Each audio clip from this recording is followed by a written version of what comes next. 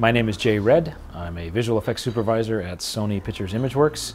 Most recently completed Men in Black 3, and I have spent almost 15-16 years at Imageworks off and on. Before that, in the early 90s, I was at Rhythm and Hues, and then early before that I was doing photo retouching, like even before Photoshop came out.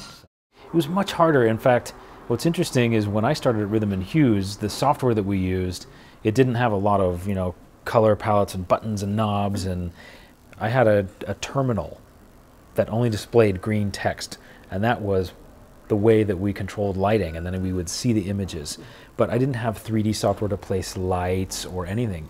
It was a script to control compositing. I would have to say layer A over layer B using these mats. It was all lines. So the interesting thing for me is I had to think really deeply about the work I was doing. I couldn't just dial and play and experiment. It took so much longer that you actually had to plan more about what you were doing. So today, I use Photoshop and I use video editing in Maya, and I can just play much faster.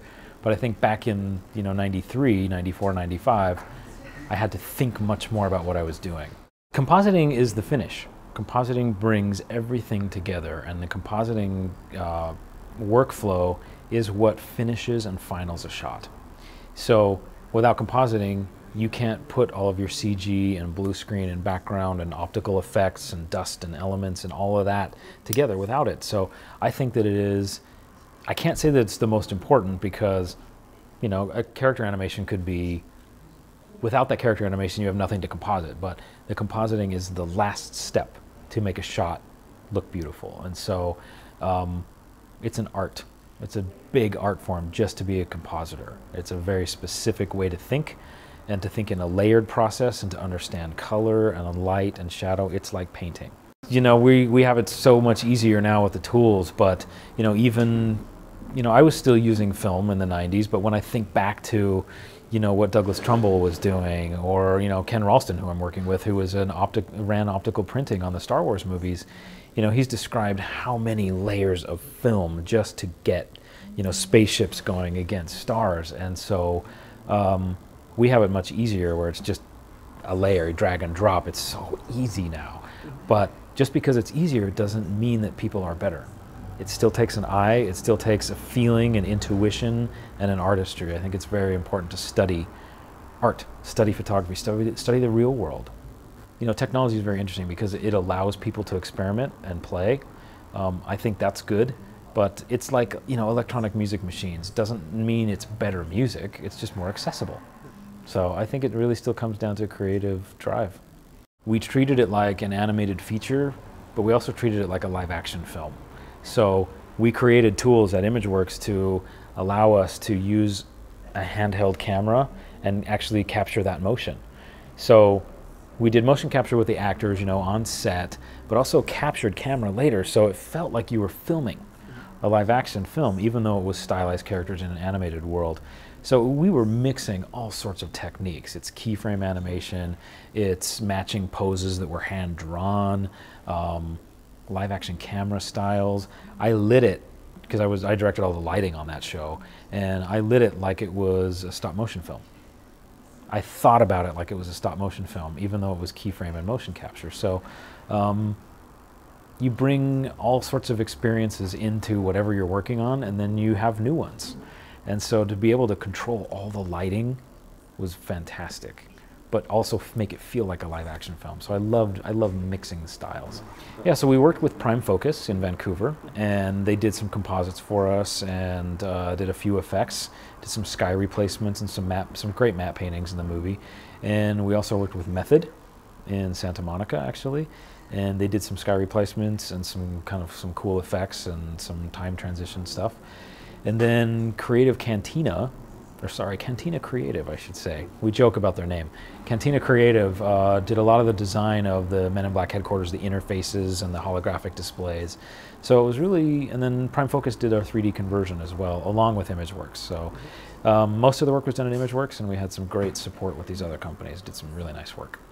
A lot of it is because of production design, is Bo Welch, who was a production designer. he knows how he did the other movies, so that's the foundation, is the production design. And then, of course, Barry Sonnenfeld's style of shooting, he stays really consistent. You know, things are in the center, he uses wide-angle lenses. And for us, it's working inside his brain and his world, which is real, but funny, and not quite real. A little bit cartoon, a little bit, you know, playing with style. So it was challenging to work inside that world, because so much of what we have to do as visual effects supervisors is make it totally real. Now, some things we make totally real, like we want the cars to look real. We want human faces to look real. We want smoke to look real, all these things, right? But maybe we're playing with an alien who moves faster than a human. How far do we push that? So it was a challenge to do, but it was also really fun to play in a strange world. The more we worked with Barry, the more we understood his comedy, and he's a very funny man. And so I mean, on this show, I learned a lot about comedy timing from him. And most of it is done with his actors, but he was really open to us playing with the character performance, you know, and it was kind of fun to make this creepy alien character have a little bit of a personality. And he was really open to that. So we got to experiment with some subtleties and creatures that you might not be able to do in a scary alien movie. You know, we got to play with the humor. Ken is great. You know, I worked with him on Contact years ago.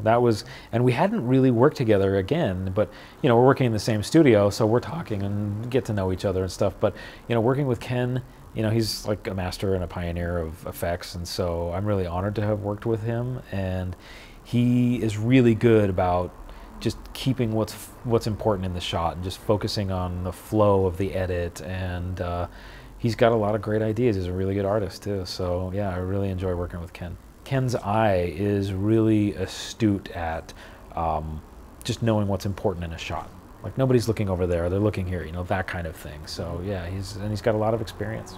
It's pretty challenging. I mean, you know, Rick Baker designs great creatures, and but we designed and animated and created a few characters in the film, like a big alien fish inside of a Chinese restaurant that he fights with Will Smith, and that was a complex sequence, from everything we shot on the set to the special effects and blowing up tables and going all the way digital with the fish and adding digital slime and goo splashing all over. It was a very challenging sequence because, you know, ideas happen while you're on set. And so it's like, oh, let's do this. That's going to be cool later, even though we hadn't planned for it. So you have to be really flexible while you're doing this stuff and hope, like, all right, I'm smart enough. I know we're going to get this working later.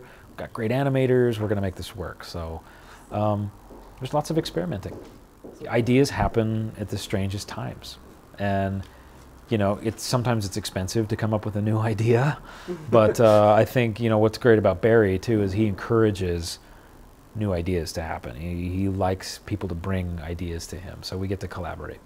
You know, I've done a lot of 3D work and knowing like how it works in the edit, and there are definitely challenges. Now in live action, we did a lot of tests in the beginning with 3D rigs for Men in Black 3, and you know, Barry's shooting style, he likes to move fast. He's a film guy, and shooting in 3D and measuring cameras and push it wasn't his style at all.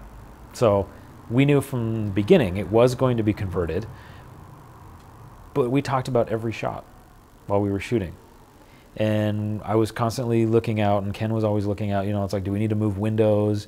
What's a better version of 3D for this? So it was a constant part of the dialogue while we were making the movie.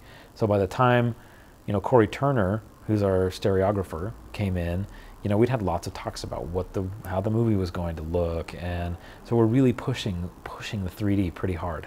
Having a lot of fun with it in this movie. You want it, you know, in a Men in Black. It adds to the story, it adds to the humor, it adds to the fun. In fact, Barry's shooting style, his style of directing almost feels 3D anyway, right? So by the time you actually get into converting and you're shooting on these wide-angle lenses with Will's face kind of warped, and it's more humorous, and you get to feel like you're in the movie a little bit more. Yeah, we broke some rules in that 3D. So, yeah. We put actors out in front of the screen instead of starting at the screen and going back. You know, like Pixar is very gentle with their 3D, and it works great for them. I have no problem, but you're kind of looking into a window. You're looking back, we actually brought things backwards and forward. So we went with the 3D, and it changes the experience. It's pretty fun.